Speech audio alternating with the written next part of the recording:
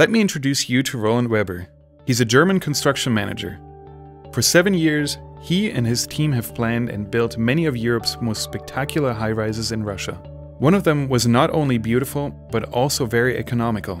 Living in the vertical village, Roland enjoyed marvelous views from his penthouse suite, and when he forgot to buy his evening red wine, he could simply buy it downstairs in the same building.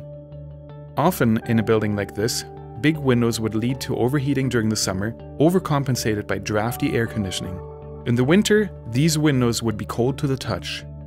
Back in Germany, Roland discovered the concept of Passive House.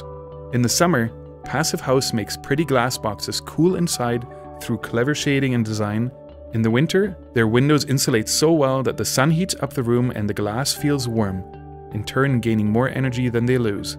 This gave Roland an idea. He founded Green Towers and invited his previous team to bring all of these advantages together in one residential high-rise. Iconic design at market prices, spectacular views like the ones from a penthouse suite, the comfort of a cool summer and cozy winter thanks to Passive House, a vertical village that's safe with all your daily needs in one building, and a garden terrace to enjoy all of that. And all of this with 90% savings on your heating costs. This is Green Towers.